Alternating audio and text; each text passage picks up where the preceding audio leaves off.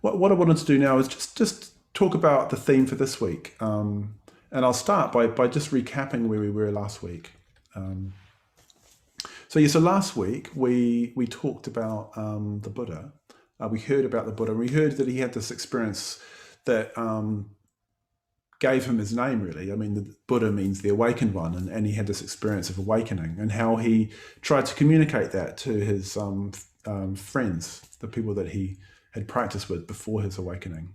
Um, and what he revealed was this vision of existence.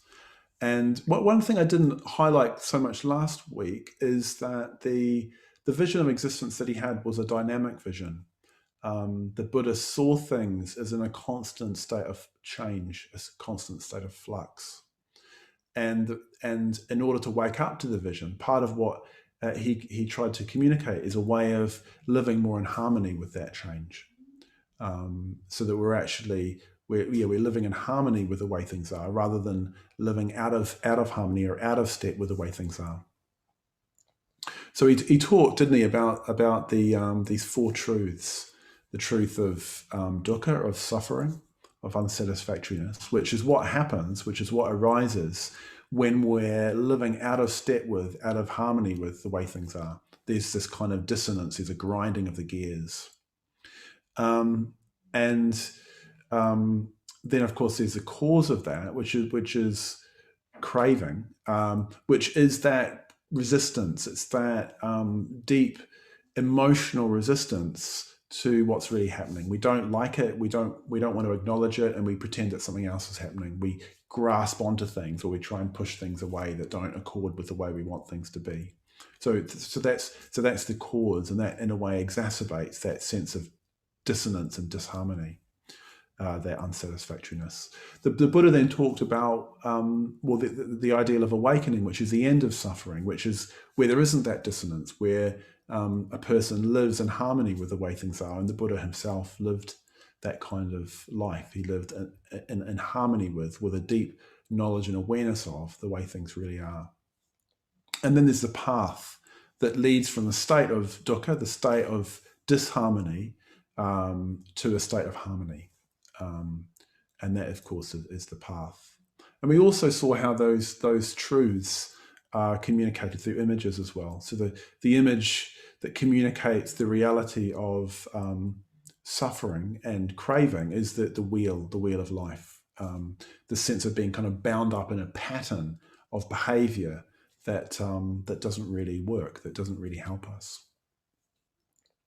And then there's the image of the Buddha himself, this image that's sitting behind me here, which is an image of freedom from that, freedom from the wheel. Yeah. And then there's the image of the image of the path from the state of dukkha, of suffering, to a state of freedom. And that path, of course, is the Noble Eightfold path. That's precisely what we're exploring week by week on this course. And where we come to with that is tonight is a challenge that faces anyone who tries to set out on a spiritual path. Whatever tradition it is, wherever you are, whatever kind of human being you are, you will experience this problem. And the problem is that often we know what we should do, but we don't want to do it. Yeah? So we might listen to someone talking about the four truths. We might think, yeah, that makes sense to me. I have some kind of sense that there's some value in this, there's some meaning in this. It makes sense to me, and we try and practice it. But this problem sets in that we don't actually feel like doing the things that we know that we need to do. Yeah, so we don't feel like doing the things that we know that we need to do.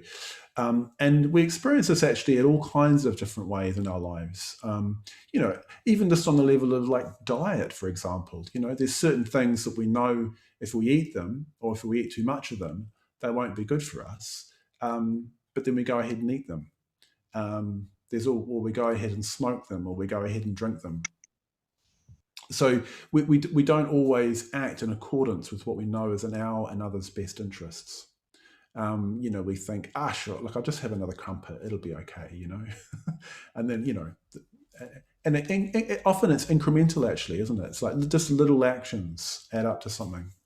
More, maybe a little bit more problematic, a little bit more where we really feel it is where, maybe we've got a habit of losing our temper, and we don't want to lose our temper, but we don't want to get cranky with our mother or whoever it happens to be. But we do, but certain things happen. We're a bit under pressure, and there's lots going on. We're getting harassed at work for various reasons, and then we lose our rag.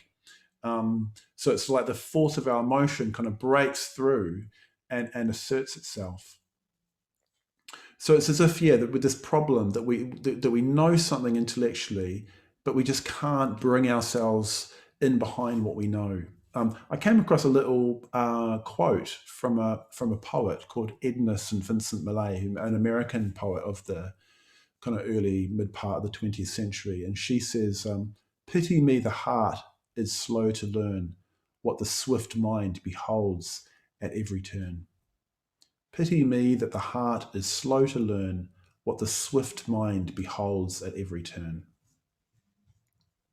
So another way of putting this, and I'm just going to share this screen here, is that the central problem of the spiritual life is to find emotional equivalents to our intellectual understandings.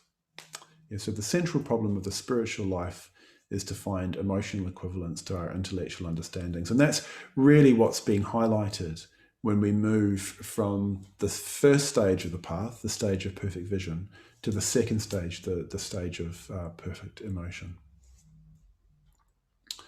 So there's our image of the wheel, the 8 spokes. And those, of course, represent the 8 different aspects, the 8 different limbs of the Eightfold Path. And what we heard last week is, we've got this sort of twofold aspect, or this twofold division within those 8 limbs. We've got the path of vision and the path of transformation. So last week we really talked about the path of vision, which includes the first limb of the Eightfold Path, the stage of perfect vision. And what's interesting to note is that the path of transformation, whereby that vision is sort of suffused through the whole of our lives, or all the different aspects of our life, that part of the path of transformation, starts with perfect emotion. So that's number 2 in the sort of sequence. And there's a real reason for that, and that is, if we're not emotionally engaged, we won't be able to do what we want to do. So all of those other aspects of the path, perfect speech, action, livelihood, effort, mindfulness, samadhi or meditation, all of those aspects require emotional engagement. So that's why it's so key that we understand and that we practice the stage of perfect emotion, because the whole rest of the path depends on it.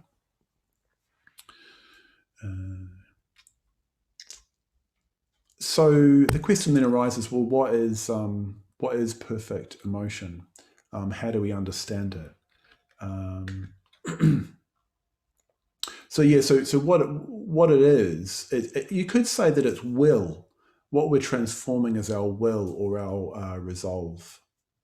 So it's the harmonization of our emotional or the emotional and volitional side of our being with our perfect vision. Yes, so we're trying to bring about that harmony of what we actually do with what we know.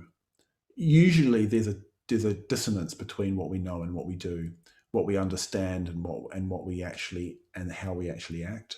So we're trying to bring about a harmony between those two. We're trying to integrate those two, what we know and what we see, the perspective that we have on life, and the way that we act.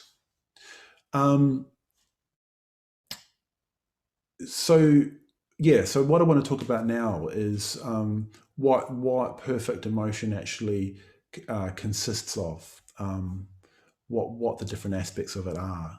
So I'm just going to do that in a traditional way. And so this is perfect emotion. So perfect emotion, you could say, has a positive aspect and a negative aspect. It involves not doing something, and it involves, you get this in Buddhism quite a lot.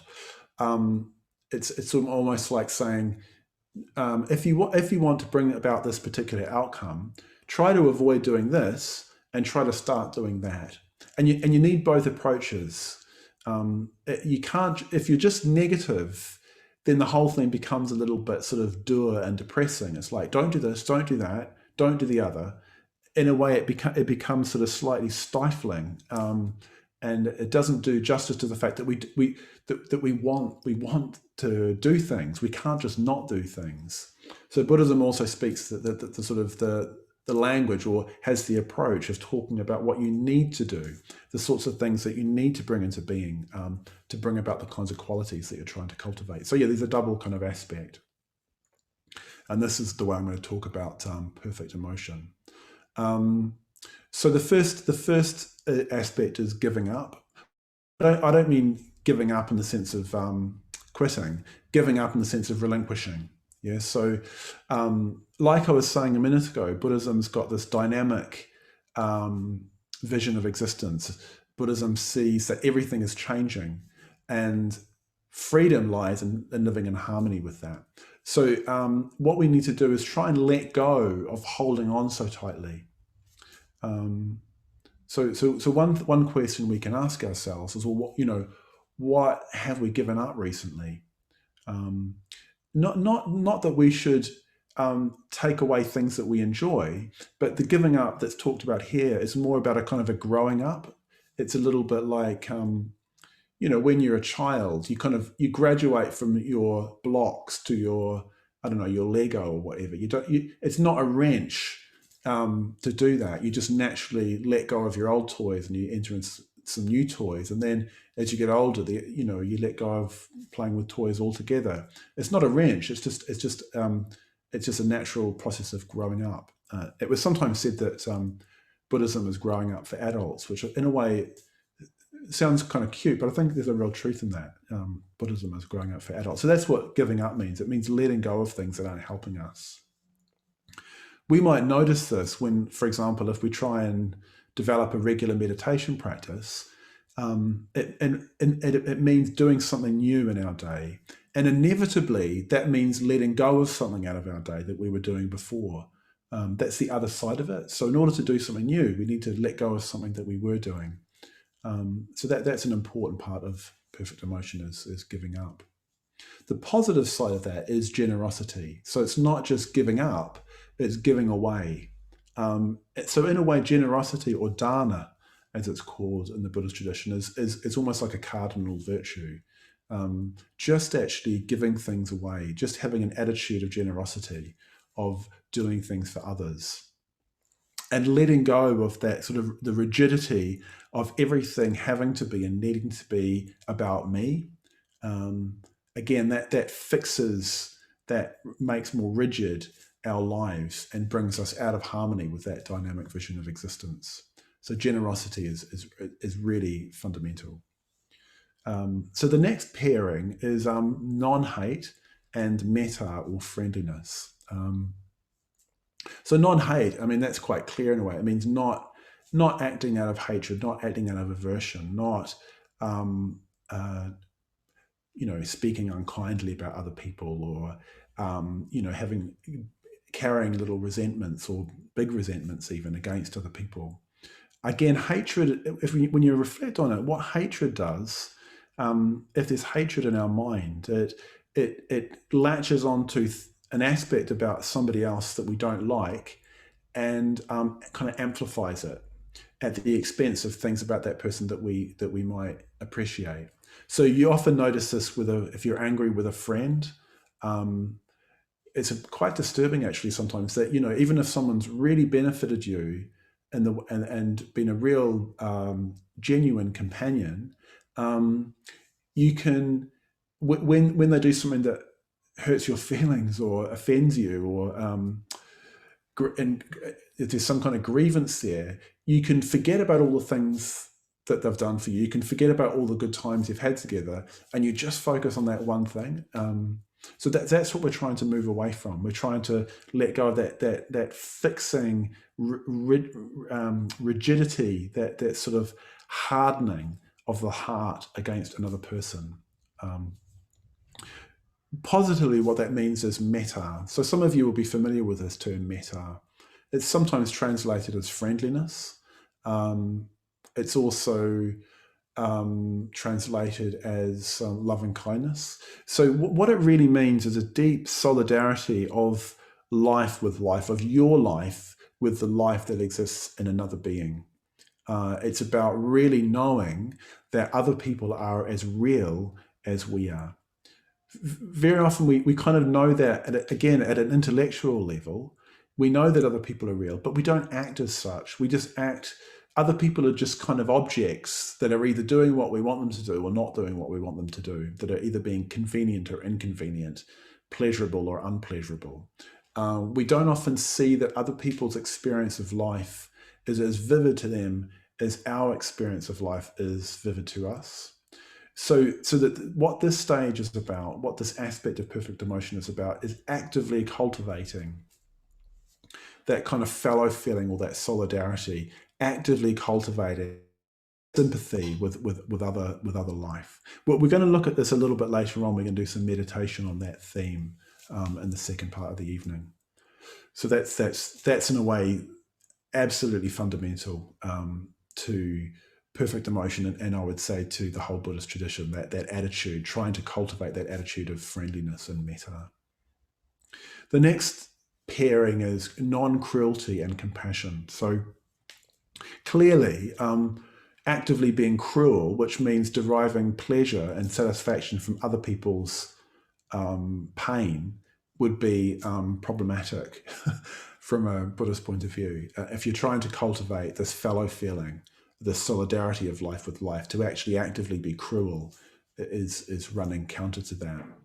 The positive side of that is compassion.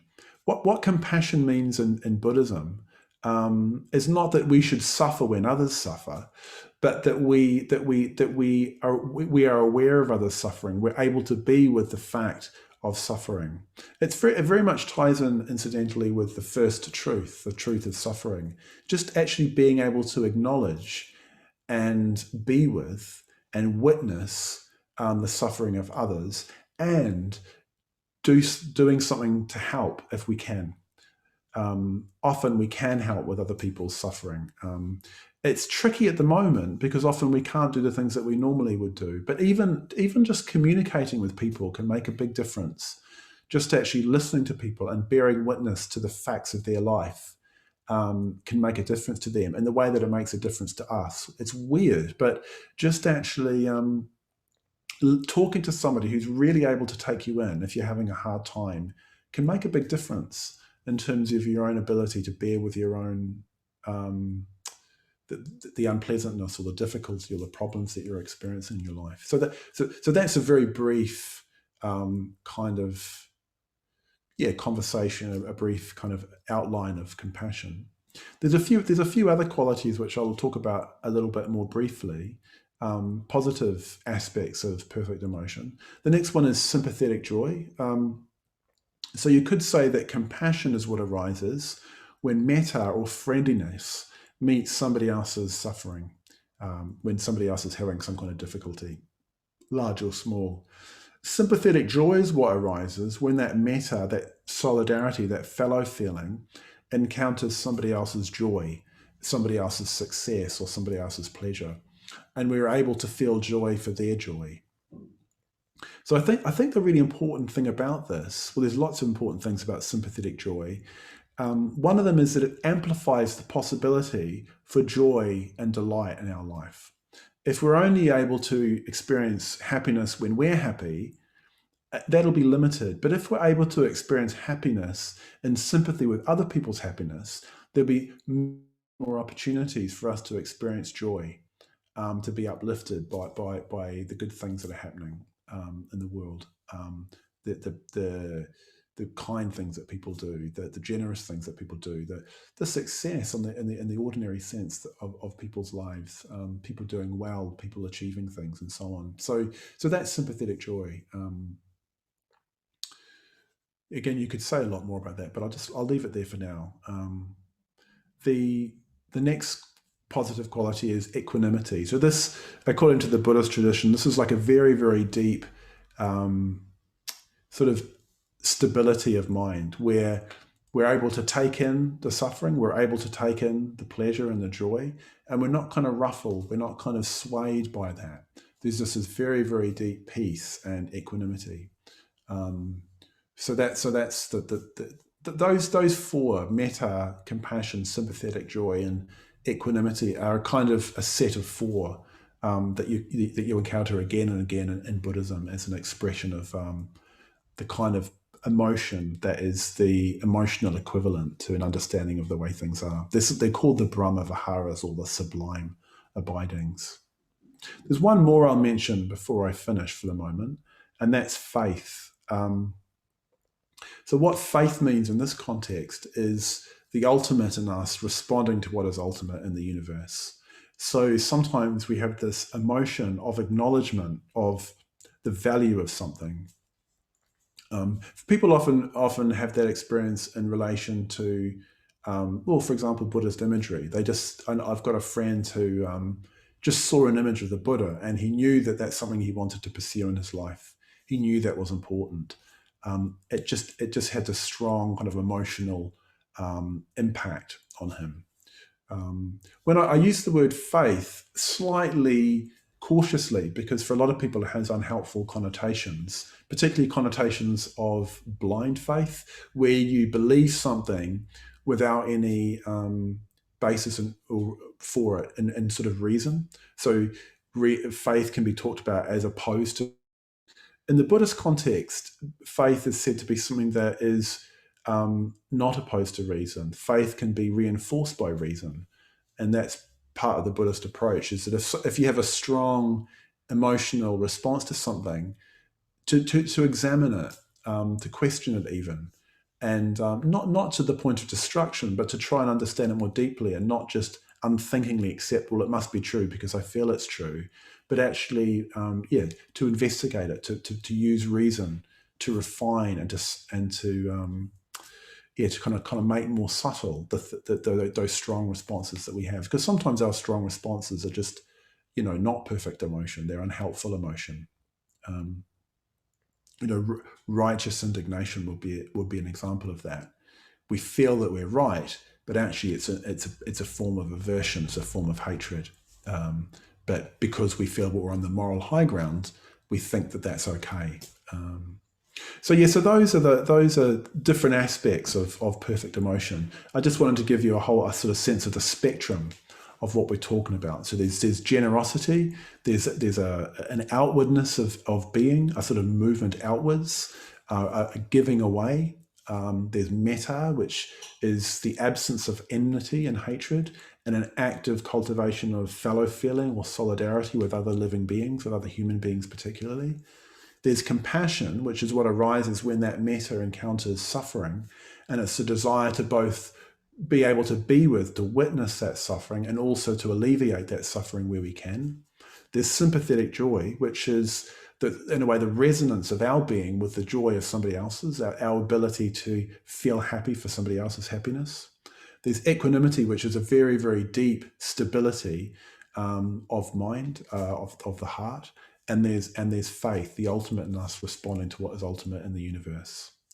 So those are the different aspects of perfect emotion. What we're going to do after the break is explore through meditation how we might work with these things.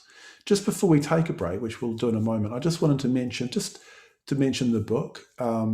So we've emailed you about the book, but I just really encourage you to try and get hold of it. It's some really fantastic material, much more than I'm able to kind of give you in these little talks that I'm doing in the course. So I just wanted to remind you about the book. Kevin's going to post the link if you want to have a look during the break. And just to remind you that if you put DBC 8, the digit 8 fold, you can get a 15% discount on the price of the book. And if you set up a Wintle account with Wintles Publications, you get an extra 10%. I also wanted to mention, just to remind you that the course is free, but we do completely rely on donations to keep our centre running, to keep these courses running for people. So what we'll do is we'll have a break now. It's 8:05. So if you come back at 15 minutes past 8, and if you've got any questions about anything, do please feed them into the chat. I know there's a couple there already, and we'll look at them when we get there. Okay, so we'll have a break now for 10 minutes, and I'll see you at 8:15. Okay, we'll make a start. So yes, a couple of questions there. So let me just see now.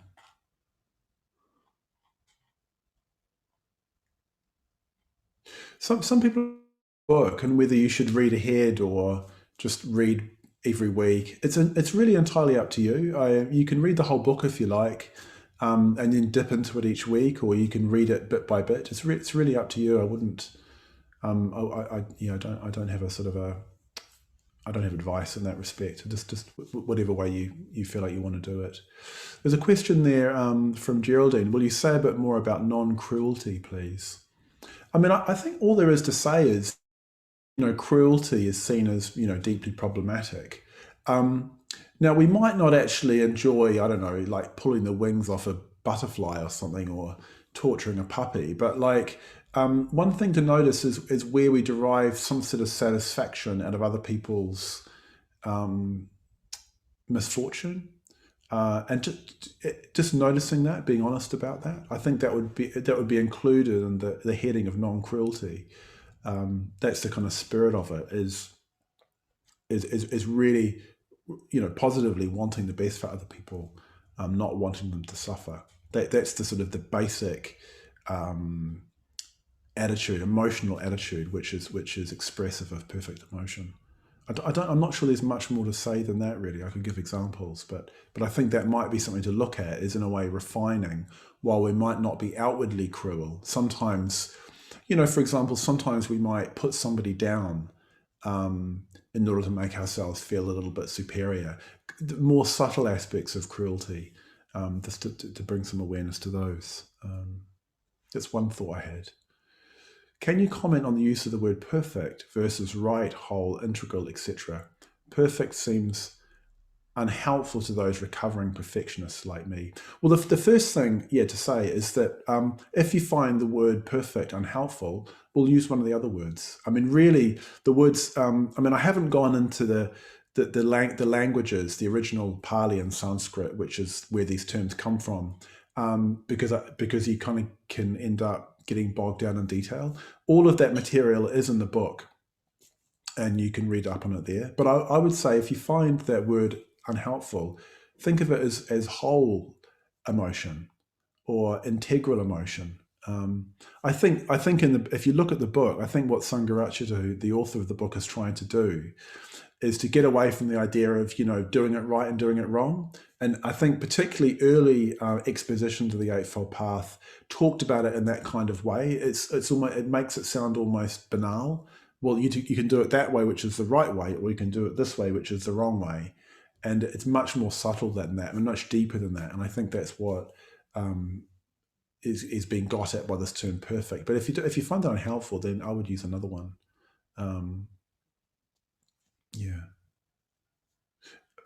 Practical question about meditation posture in relation to how to deal with body discomfort.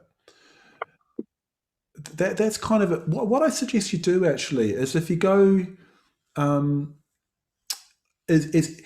what I might do, actually, send you a little video, because it's not, it'll take quite a while. But what we'll do is send a little video. Maybe you can make a note of that, Kevin, to put that on the email. So there's a video that's been done, which will go into some of the ins and outs of meditation posture. So that's probably the best way of addressing that. So we'll send that to you in the follow-up email. Did you get that, Kevin? I can't see you. Sorry. Yep, I did. Yeah, terrific, great. How to deal with it getting attached, with not getting attached. How to deal with not getting attached to an outcome when you are dealing with something truly unease.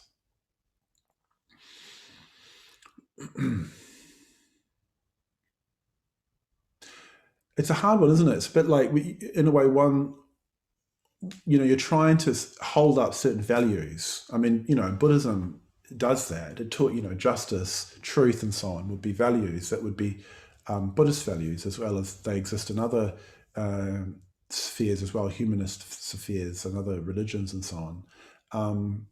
So one needs to strive for those. At the same time, recognize that injustice is one of the aspects of life as it's normally lived. So if we go through our lives always expecting that justice will be attained, we're going to be disappointed.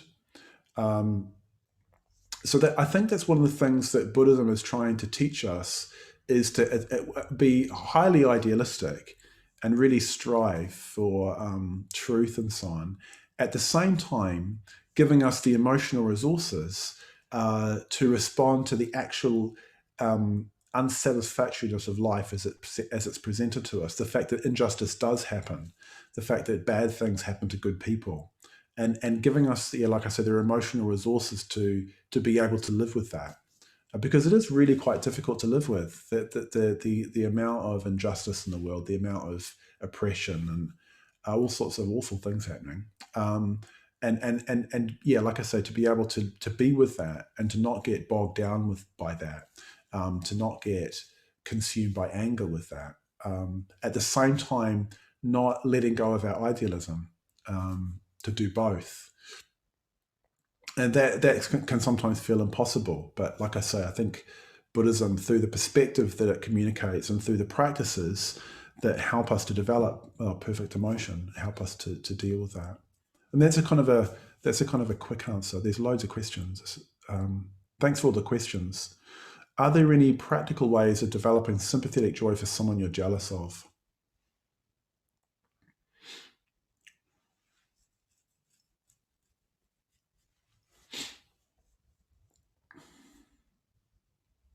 It's a tricky one, isn't it?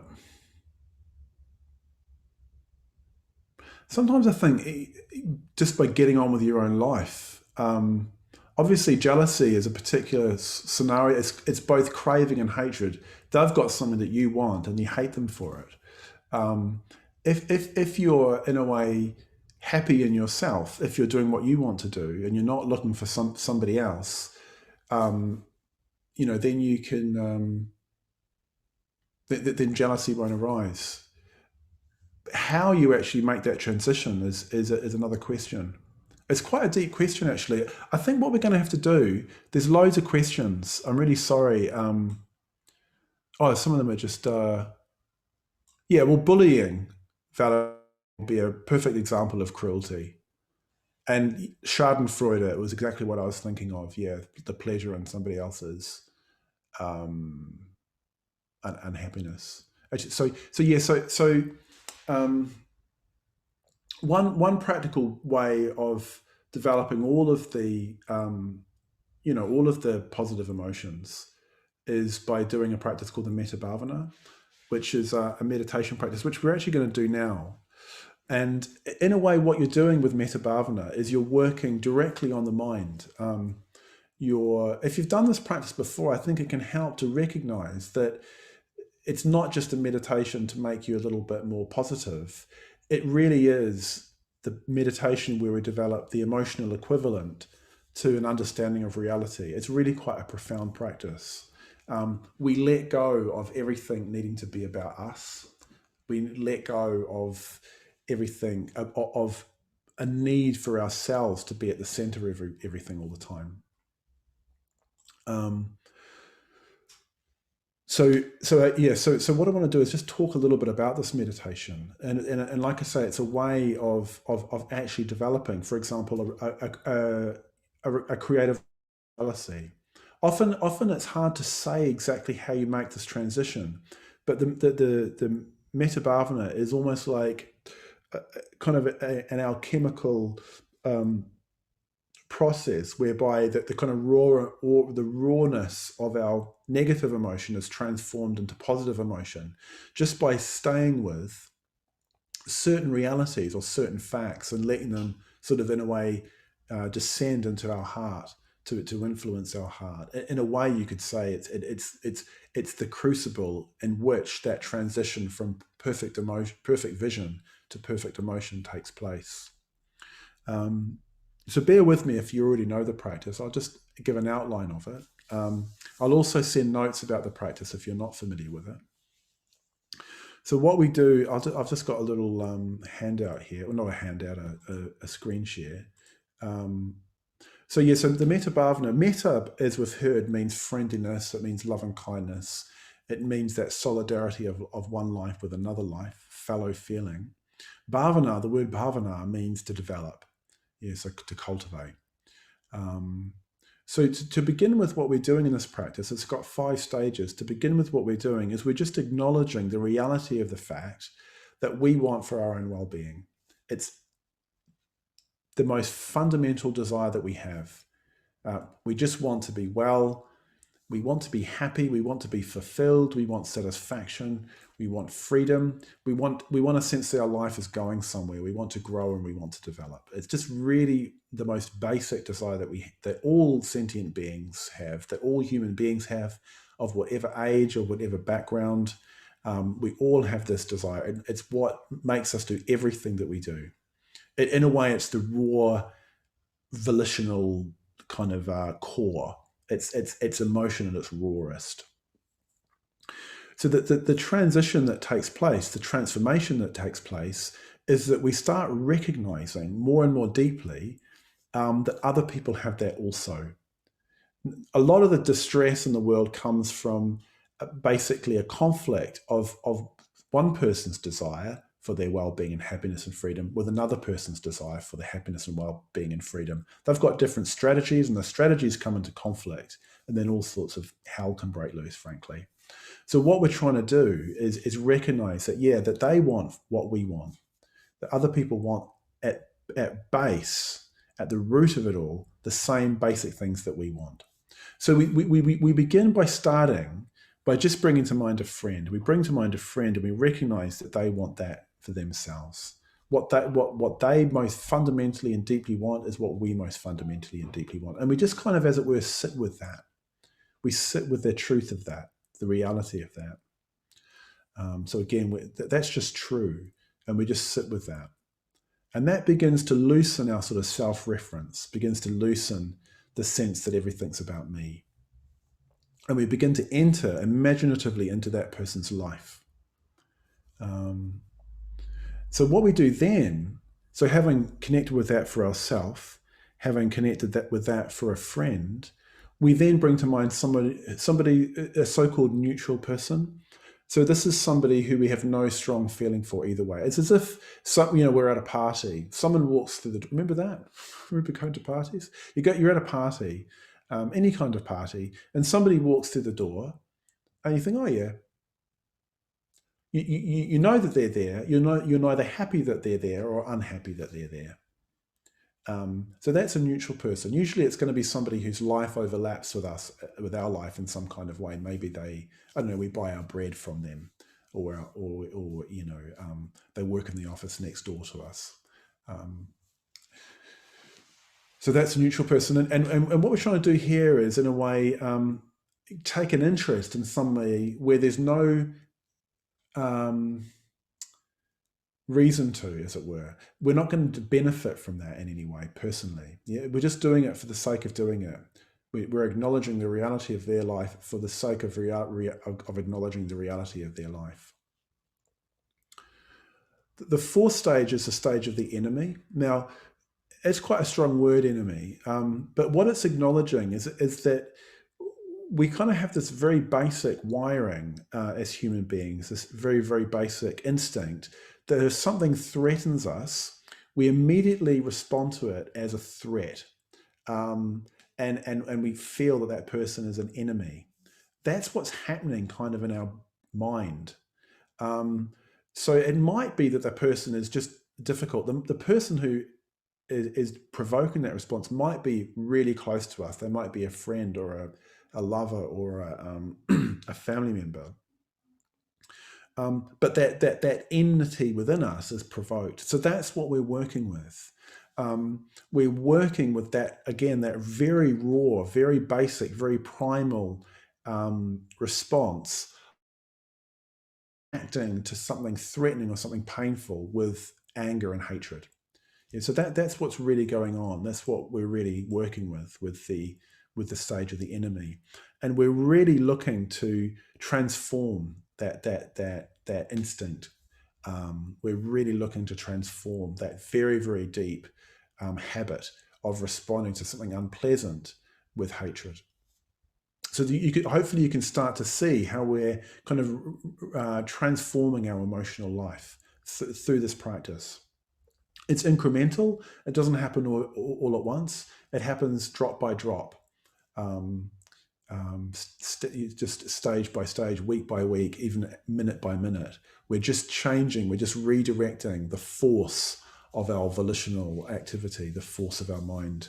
It's sometimes said to be a little bit like, like an ocean liner.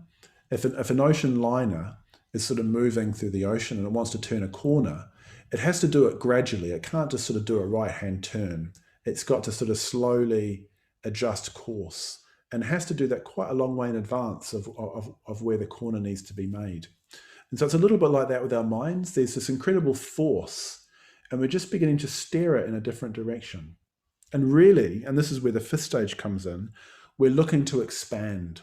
We're looking to expand the reference, which is all about me, to which it's all about others. So what we do in the fifth stage is we bring to mind each of those four people: ourself, our friend, the neutral person, and the enemy, or the person we're finding difficult. And we try and recognize that for each, there's the same desire for well-being. It's equal. And we try and we have this, hold each person equally in our mind as being of equal value, of equal importance, and so on. And then what we do in the fifth stage is we try and bring those four people together. So we direct metta to each person, and then we just radiate outwards. Yeah, so that the whole sort of attitude or approach or tenor of the fifth stage is of expansion, of radiation. Yeah. So in whatever way you can engage with that, you just include more and more people. What I'll do now is I'll lead us through this practice. And I'll send you some information in the email, a little bit more information about the Metta Bhavana, so you can, if you're not familiar with it, you can get a bit more background on the practice. So if you'd like to set yourself up for, and then we'll do some meditation.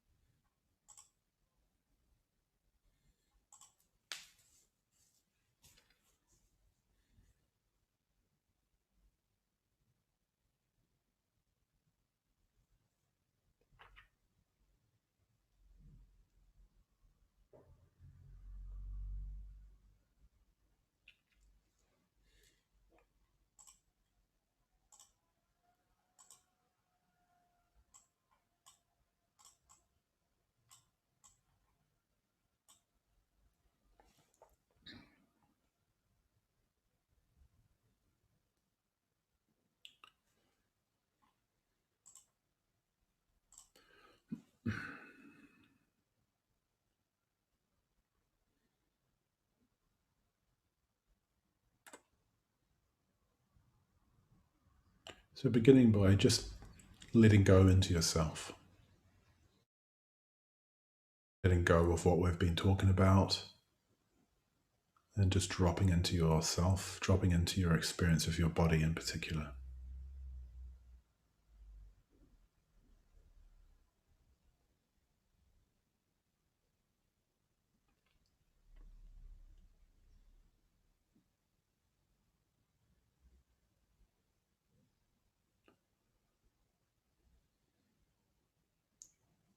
And as we begin to notice our body more deeply, more intimately, we notice that there are painful sensations in our body and pleasant sensations in our body.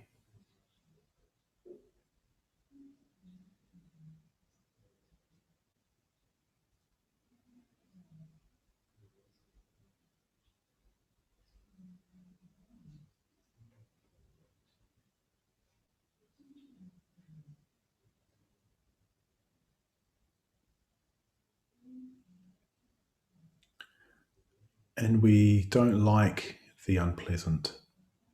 We don't like pain.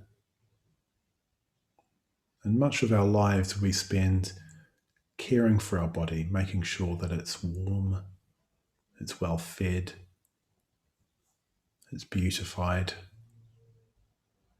So we have this natural self-cherishing, this care for our body, even if it's quite basic. If we're hungry, most of us will eat. If we're cold, we'll put on clothes, we'll put the heating on, we'll make ourselves warm.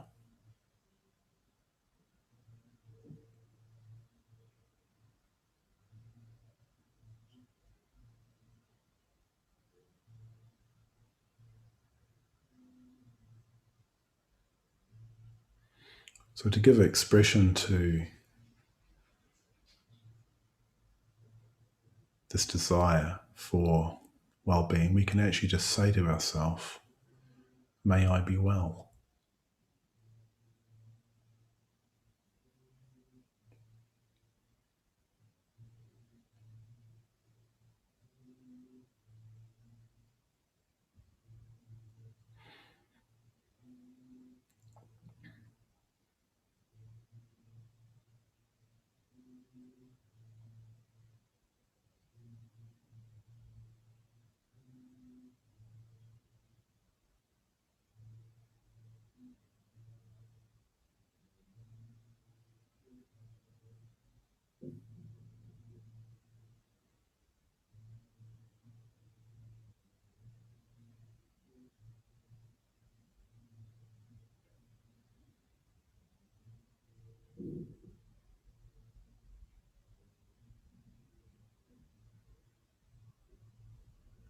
So emotionally, mentally,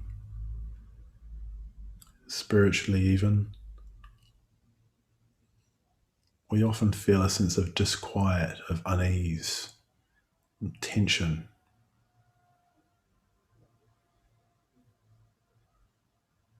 We have a longing for freedom from that, for happiness, for peace of mind, for ease.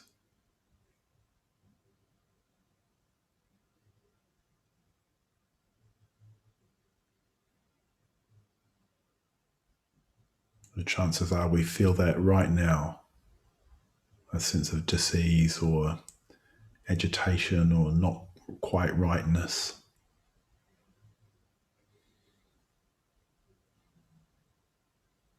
Something is unsatisfactory.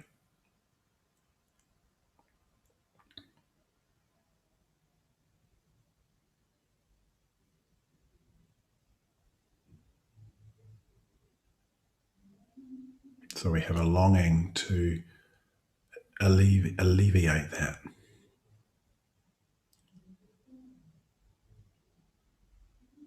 So we can give expression to that longing by saying, may I be happy.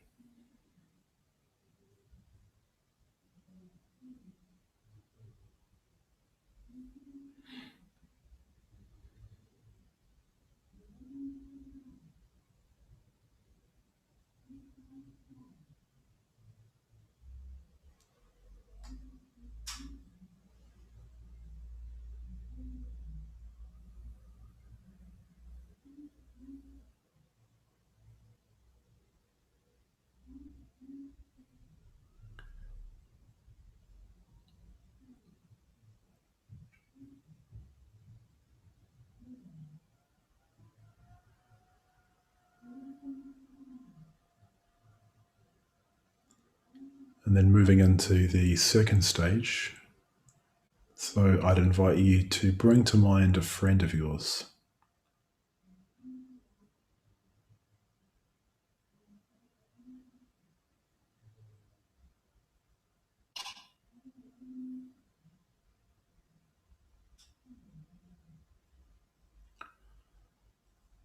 Don't spend a lot of time choosing, just picking a particular person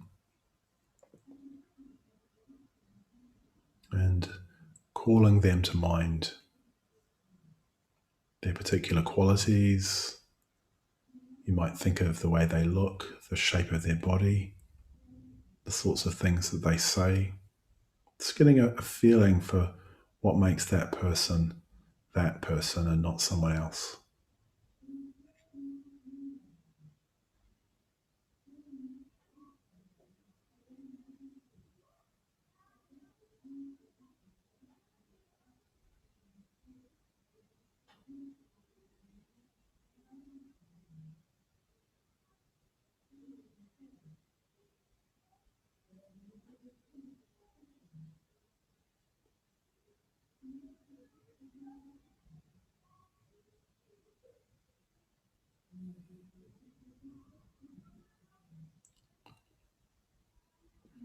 And acknowledging the fact that your friend has a body, and because they have a body, they will experience pleasure and pain.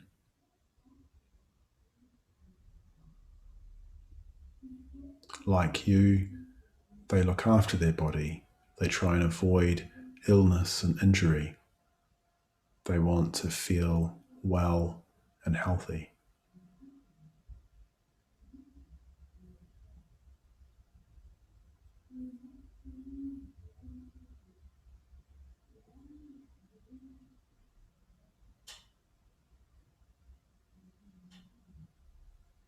And we say to them, may you be well.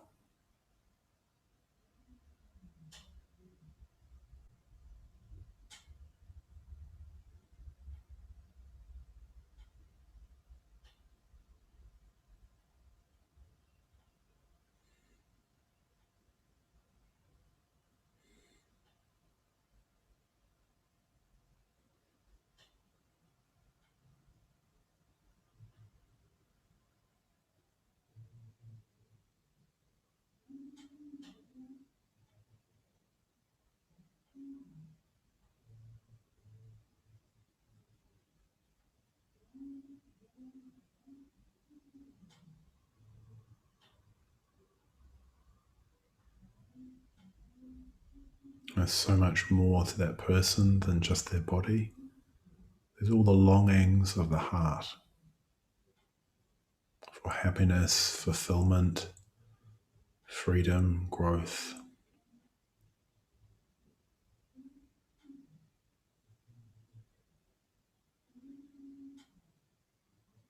So we also say to our friend, may you be happy.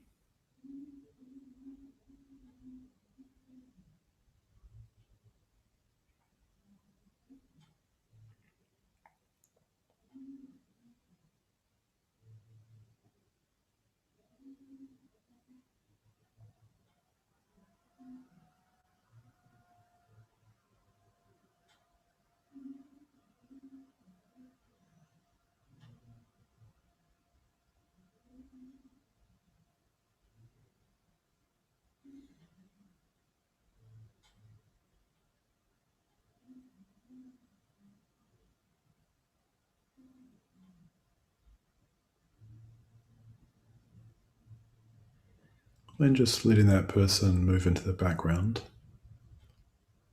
and just connecting again with oneself.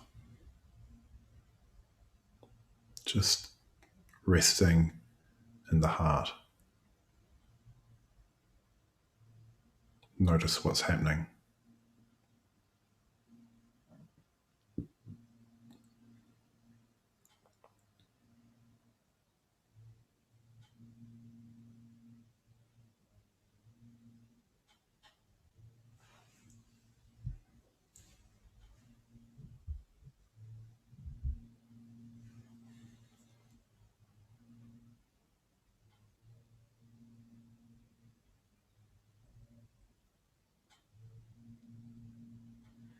And then bring to mind a so-called neutral person. So somebody whose life overlaps with your life, but for whom you don't have a strong feeling of attraction or aversion.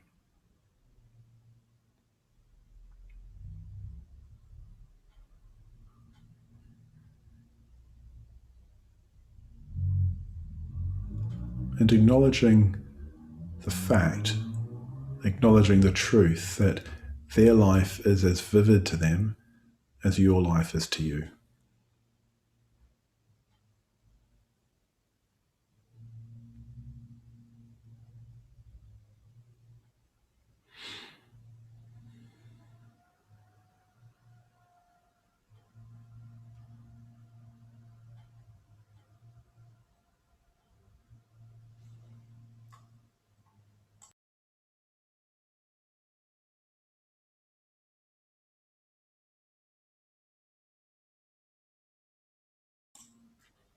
And you wish them well also.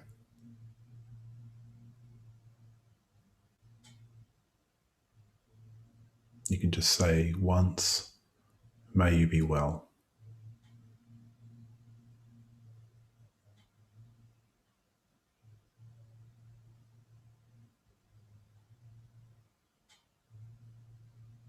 We don't need to strain or force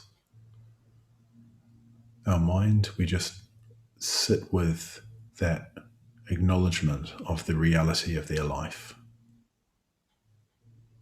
and the fact that it's the same in the most fundamental way as ours.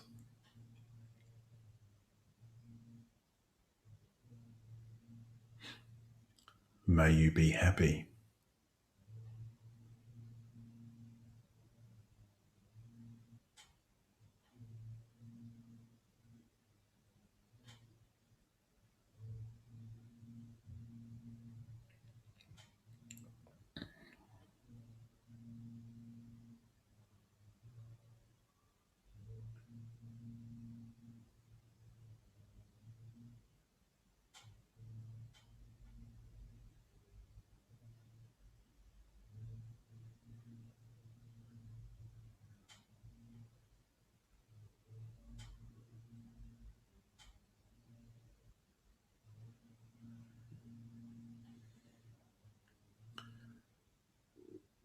And then just again, resting,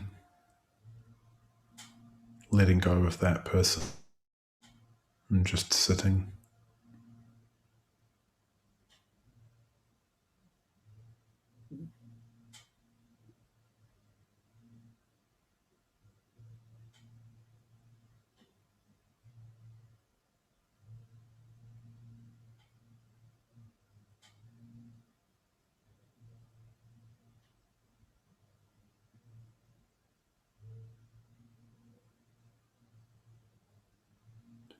And then bring to mind someone you find difficult, maybe someone that you're jealous of.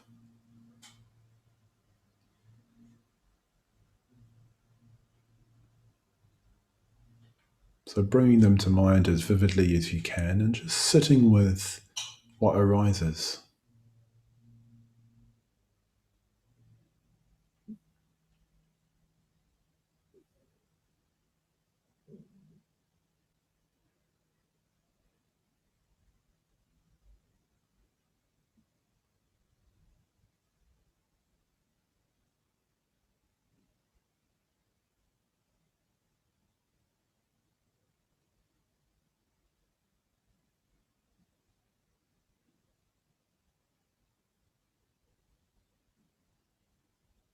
Whether that's uncomfortable or uncomfortable or neutral. But whatever arises, trying to remember that that person wants for their own well-being in the way that you do. They have a body like you do. They have an emotional life like you do. They're in the same basic situation as we are.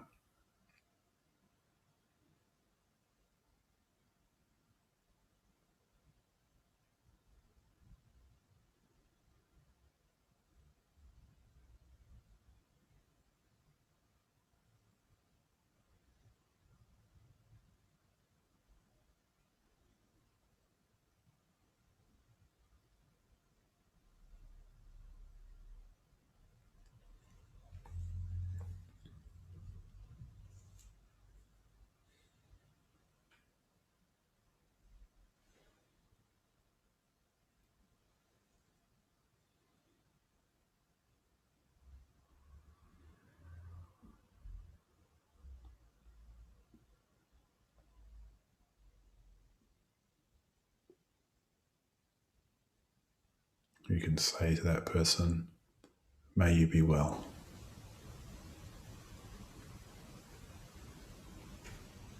So really saying the phrase to the person, not in an abstract way, but in a direct way.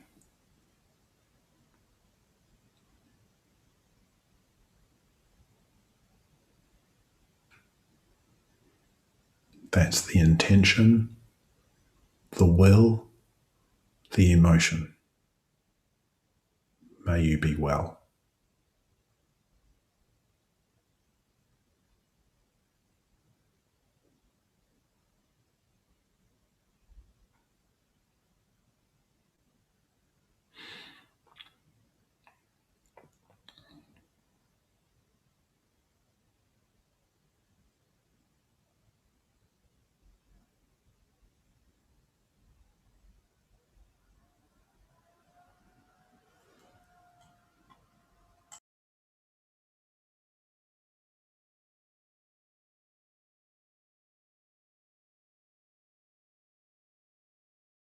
And then including in your metta, your well-wishing, your goodwill, yourself,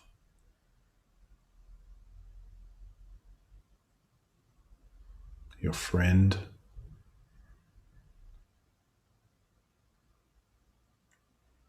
the neutral person, and the person you find difficult.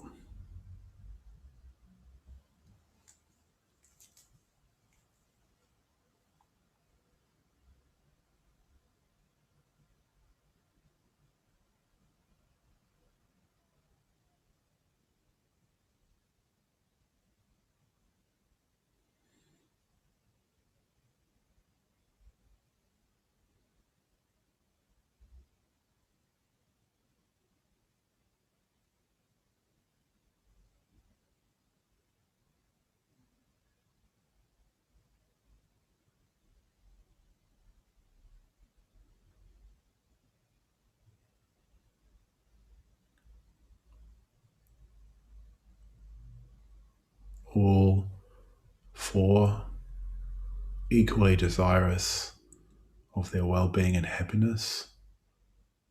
So we equally develop metta towards each.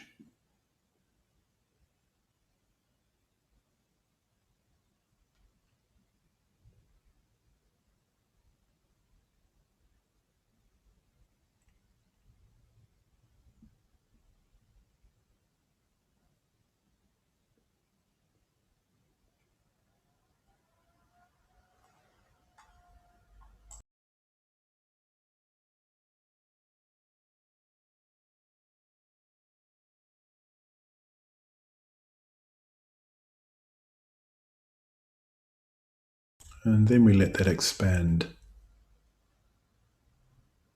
almost radiate. So we can think of the other people meditating with us tonight in different parts of the country and different parts of the world.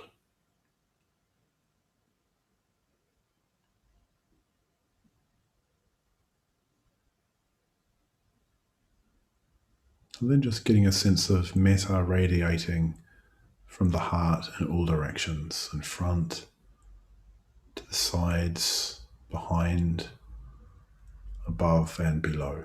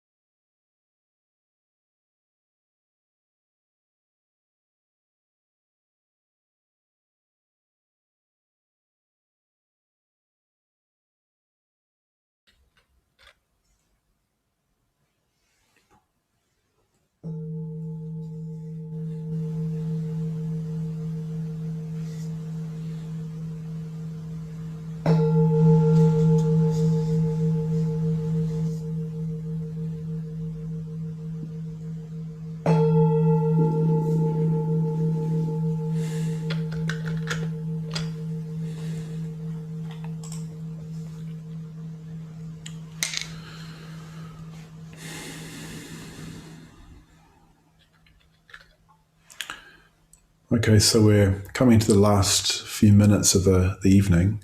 I just wanted to highlight what I'd encourage you to practice this week. So